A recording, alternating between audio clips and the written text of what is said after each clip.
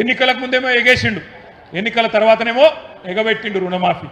ఓట్లకు ముందు ఏతులు, ఓట్లు వేసుకున్నాకనేమో ఎగవేతలు. రేవంత్ రెడ్డి అంటే ఆయన ఇంటి పేరు ఏ అట, ఏ రేవంత్ రెడ్డి అంటే అనుమూల రేవంత్ రెడ్డి కాదు, ఏ రేవంత్ రెడ్డి అంటే అరే కాదురా భయ్ బూతులు తిట్టకురు. ఏ రేవంత్ రెడ్డి అంటే ఏతుల రేవంత్ రెడ్డి, ఎగవేతల రేవంత్ రెడ్డి. కానీ ఒక మాట మాత్రం చెప్తున్నా నేను, ఆయన ఏమనుకుంటాను ఎరికేనా, ఆఖరి 6 నెలల్లో మళ్ళా మోసం చేయొచ్చు, ప్రజలు మర్చిపోతారు.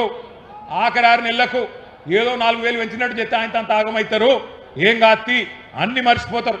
ఇలా యూరియా కోసం పడ్డ కష్టం మర్చిపోతారు, ఇలా మొక్కజొన్న కేంద్రాల కడ పడిగాపులు కాసింది మర్చిపోతారు, అన్ని మర్చిపోయి మళ్ళీ నాకే గుద్దుతారు, మోసం చేయొచ్చు అనుకుంటాడు రేవంత్ రెడ్డి.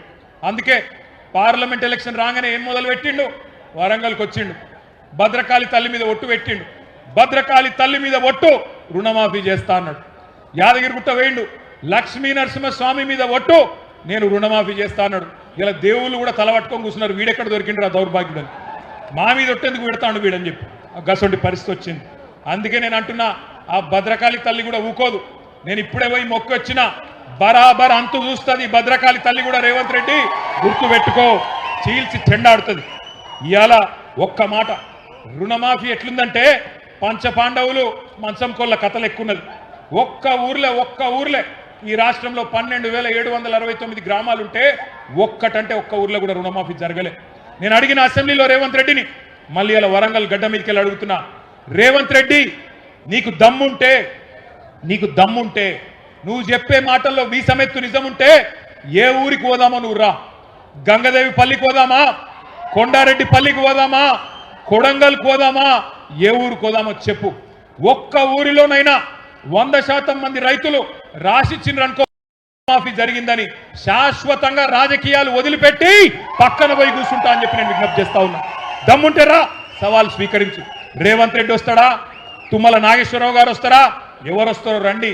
రుణమాఫీ జరగని మాట వాస్తవమా కాదా? చారాన మాత్రమే జరిగింది, వాస్తవమా కాదా? మరి రాహుల్ గాంధీ చెప్పిన డిక్లరేషన్ ఎక్కడ పోయింది అని నేను అడుగుతున్నా. ఇప్పుడేమో బండా ప్రకాష్ అన్న చెప్తున్నాడు, ఈ కాంగ్రెస్ వాళ్ళు అక్కడెక్కడో మధ్యప్రదేశ్లో మీటింగ్ పెట్టిండ్రట. అదేంది ఏమంటాడు వాడు, కర్జా మాఫీసే కర్జా ముక్తు తక్, కర్జా మాఫీసే కర్జా ముక్తు తక్ అంటే రుణమాఫీ నుంచి రుణం లేని రోజుల దాకా తీసుకొస్తాం రైతులని చెప్పిండ్రట. ఎక్కడ పోయిందని అడుగుతా ఉన్నా రాహుల్ గాంధీ గారిని. మాఫీ చారానా టోపీ బారానా, అది పరిస్థితి ఈరోజు. బ్యాంకుల చుట్టూ తిరిగి యాస్టకొచ్చింది రైతులకు. ఆఖరికి ఆదిలాబాద్లో ఒక రైతన్న, ఆయన పేరు జాదవ్ రావు, రైతు బ్యాంకులోనే పురుగుల మందు దాగి అక్కడనే చచ్చిపోయింది. ఇవాళ దొంగ మాటలు, కాంగ్రెస్ వల్ల లంగ మాటలు నమ్మి బ్యాంకులకు పోయి లోన్లు తెచ్చుకొని వడ్డీలు గట్టలేక విలవిలలాడుతున్నాడు తెలంగాణ రైతన్న. ఆఖరికి ఆసరా పెన్షన్ పైసలు వాటిని పట్టుకుంటున్నారు బ్యాంకులోళ్ళు. మీరు ఎకరానికి రైతు బంధేస్తే వాటిని కూడా ఆగబట్టుకుంటున్నారు, వాటిని కూడా రుణమాఫీ కింద ఇవాళ కట్టుకుంటా ఉన్నారు అన్నాడు. మరి ఒక ఏడాది కడుపు కట్టుకుంటే కట్టేస్తా అన్నాడు. మరి ఇవాళ వాళ్ళు కడుపు కట్టుకోలే, కాంగ్రెస్ వాళ్ళు కడుపులు కొడుతున్నారు, జనం కడుపుల మీద దంతున్నారు. అందుకే రుణమాఫీ కాలే. బకాసురులాగా ఒక్కొక్కటి అన్ని బుక్క పెడుతున్నారు. ఇసుక బొక్కుతున్నారు, బొగ్గు బుక్కుతున్నారు, బూడిద కూడా బుక్కుతున్నారు. ఆఖరికి ఇక మీ జిల్లా మంత్రులు అయితే చెప్పతరం కాదు. తెల్లారి లేస్తే కమిషన్లు, పర్సంటేజీలు, దందాలు, నాకెంత నీకెంత. ఆఖరికి సమ్మక్క సారక్క కాడ కాంట్రాక్ట్ల కాడ కూడా కొట్లాడుకుంటారు ఎవడన్నా. గా సమ్మక్క సారక్క జాతర కాడ 70 కోట్ల కాంట్రాక్ట్ కోసం పొంగులేటికి, సురేఖక్కకు, సీతక్కకు పంచాయతీ. ఏది 70 కోట్ల నీకెంత నాకెంత, రైతులకు ఎన్నడియాలే, ప్రజల సంగతి ఏంది, ఆ సోయి కూడా లేదు. ఇలా దండుపాలెం ముఠాను మించి దండుకుంటున్నారు, దోసుకుంటున్నారు రేవంత్ రెడ్డి ఆయన కంపెనీ. ఎట్లున్నదయ్యా ఇయాలంటే, ఇంత ఘోరమైన పరిస్థితి ఉన్నదంటే చాలా చాలా బాధాకరమైన పరిస్థితి. రైతుల ఖాతాల్లో వేయడానికి పైసలు లేవట, మీకు పెన్షన్లు ఇచ్చినందుకు పైసలు లేవట, మీకు ఆడపిల్లలకి 2,500 ఇచ్చినందుకు పైసలు లేవట. కానీ రాహుల్ గాంధీ ఖాతాలో వేయడానికి మాత్రం జోరుగా పైసలు ఉన్నాయట.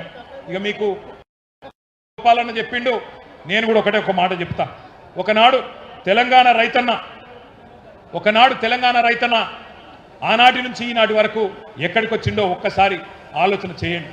ఒకనాడు అన్నమో రామచంద్ర అని అంబలి కేంద్రాల కాడ దీనంగా నిలబడ్డ తెలంగాణ రైతన్న ఇవాళ మొత్తం దేశానికే బువ్వ పెట్టే స్థాయికి వచ్చిండు అంటే దానికి కారణం కేసీఆర్ గారు కాదా? కేసీఆర్ గారి 10 ఏళ్ల పరిపాలన కాదా? మీరు ఆలోచించమని చెప్పి నేను కోరుతా ఉన్నా. ఒకనాడు తన గుమ్మిలో ధాన్యం లేక గుబులు పడ్డ రైతన్న ఇవాళ దేశం మొత్తానికే పంజాబ్ను హర్యానాను తలదన్ని వడ్లు పండించి నెంబర్ 1 స్థానంలో నిలబెట్టిన